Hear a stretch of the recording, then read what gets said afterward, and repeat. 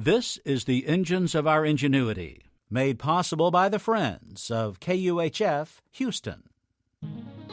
Today, our thoughts are about motors instead of engines.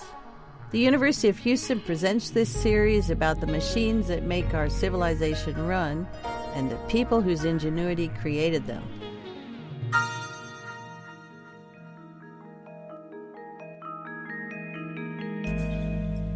Our modern lifestyle takes a lot of energy.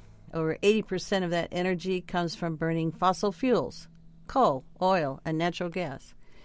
We burn almost all our coal and much of our natural gas to generate most of our electricity.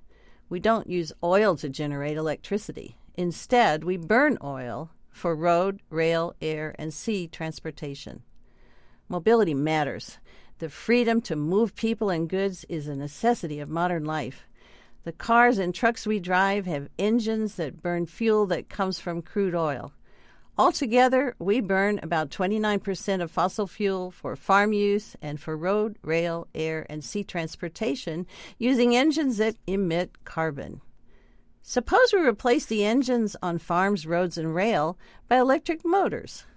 Suppose the oil used to make gasoline and diesel were instead used to make electricity. In that case, rather than millions of moving exhaust pipes, emissions would come from about 100 new power plants. Hundreds of power plants already burn coal and natural gas, and these already emit nearly 2 billion tons of carbon per year. Additional oil-fired power plants would add about another billion tons. So how can this possibly be helpful? Geologists and engineers who understand a lot about flow in the earth work for oil and gas companies. This industry also has the skills to remove the carbon from the power plant smokestacks and store it in the earth. Now let's think about motors.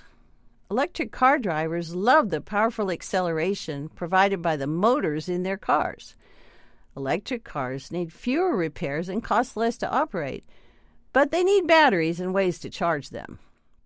The value of switching from combustion to battery usage will depend on which option causes less environmental damage.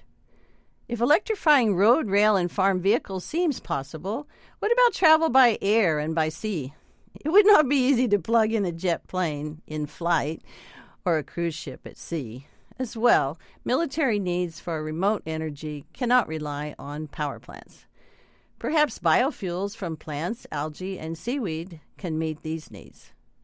There is still a lot of oil, and it keeps our cars running at a low cost. But one day, in the far distant future, oil will become scarce.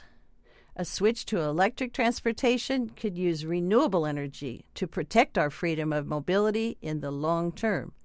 For now, a switch from engines to motors could use oil to generate electricity, and it might inspire a move toward a lower carbon future.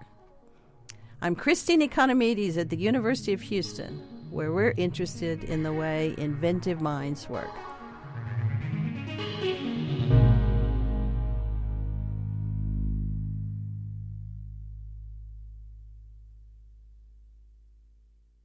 This programming is sponsored by Trinity University, home to a community of diverse creators, innovators, and scholars driven to lead with energy and empathy. More information at trinity.edu/values.